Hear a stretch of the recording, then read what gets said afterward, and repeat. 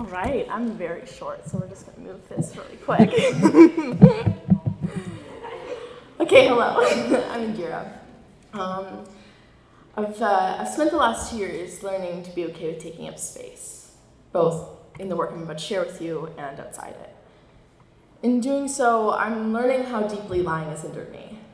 It's allowed me to avoid being myself at all, and it's kept me safe. But the more I'm honest, the more I realize I need honesty in more of my life. I've always been afraid of existing as myself, afraid of what it would mean to be my own person and the responsibility that comes with it. It's manifested in many ways in my life, but the one I want to talk about today is how it's caused me to lie. Lying and acting became especially prevalent in my life when family situations got difficult. Being who I thought people needed me to be made me feel valuable. I felt like I could have a positive effect on those around me when my actual personality felt otherwise worthless. The goal of existing for others drove a lot of my life. But art, the thing we're here to talk about today, was one of the only things I let myself have, just for me. Like most 12-year-olds, I desperately needed something, anything, somewhere to exist and something to distract me. This made me cling to art, not because there was anything particularly special about it, but because I decided it was mine. There was no larger idea or goal, it was just something I did for myself, and that was it for a really long time. Somewhere around grade 10, though, there was a shift. A friend, actually Elliot, described it as going from needing something to having something. At this point, I'd been invested in art for long enough that I had art as a space. And in that, I had a kind of power. It made me way more aware of what I was trying to do and what I wanted to paint, why I needed or made art at all. This is what led to a series of landscapes that has consumed the last 2 years of my life and the work I want to share with you today. This is the first piece in the series. Thank you. These pieces worked for me because it allowed there to be way more contradiction and ambiguity than in the portraits I'd been making previously. The landscapes allowed me to exist outside the structure and judgment I so often assigned my emotions.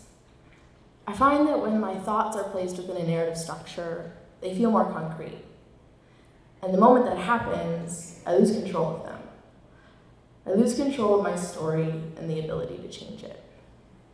In this way, this work is a hiding place. The landscapes abstract my experiences so that I can be honest about how I'm feeling without actually telling a full story.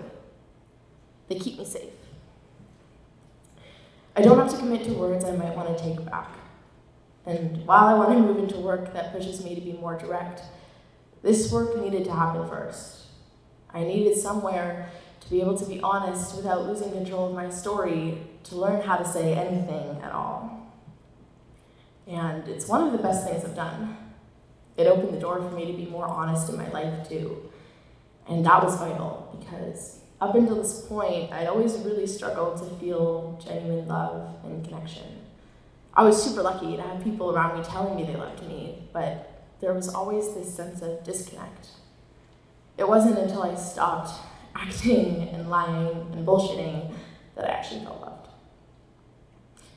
All that brings us to now, and honestly, I have no clue where I'm going. I've been in a state of anxiety for months because this work has felt really different. I've had this disconnection while making it, and I'm realizing that the work is largely over. It's terrifying and sad, but I'm really fucking happy.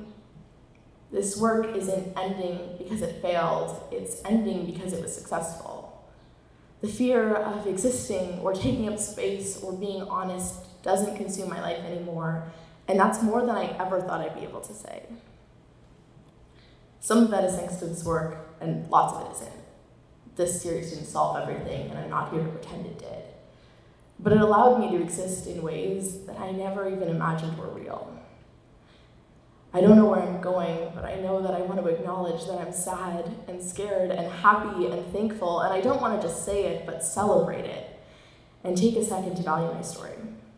So thank you so much for giving me that today, and not only me, but all the other wonderful people here tonight. With that, I'd like to invite them to stand and invite them back on stage for one final thank you and good night.